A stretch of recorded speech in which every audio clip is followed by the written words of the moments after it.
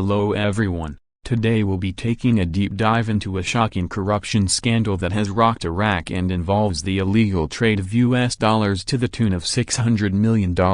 This scheme, dubbed the Ghost Traveler Scam, implicates employees of Iraq's central bank, private banks, currency exchange companies, and even tourism firms. Buckle up, because the details of this case are truly mind-boggling. According to documents from Iraq's Federal Board of Supreme Audit, over 151,000 Iraqi citizens were involved in an illicit scheme to buy US dollars at the official state rate under the pretext of traveling abroad, but never actually left the country. These so-called ghost travelers obtained dollars from banks and exchange companies at the government-subsidized rate, which is significantly lower than the black market rate.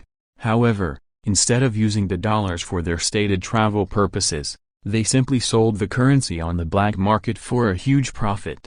Let's put the scale of this scam into perspective. The audit revealed that a total of $600 million was effectively stolen from the Iraqi government through this ghost traveler racket. To give you an idea, that's enough money to fund the United Nations' entire humanitarian aid operation in Iraq for over 2 years. The amount of dollars siphoned off is truly staggering. What makes the scandal even more alarming is the sheer number of parties involved and the high levels of corruption it implies. We're not just talking about a few rogue citizens here. The audit indicates that employees from Iraq's central bank itself were complicit, along with staff from multiple private banks, currency exchange firms, and even tourism companies that helped facilitate the sham travel paperwork.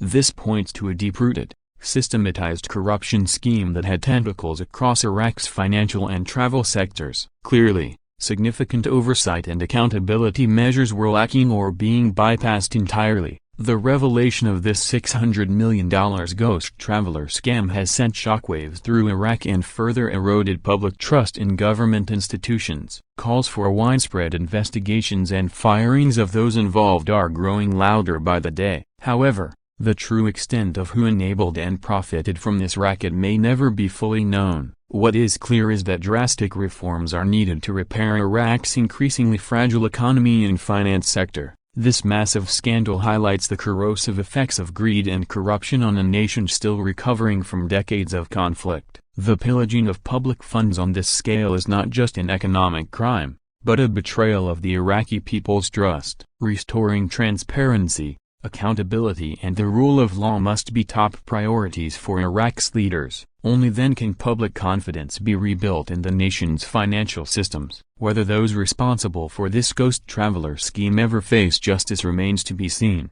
But one thing is certain, the ripple effects of this $600 million heist will be felt in Iraq for years to come.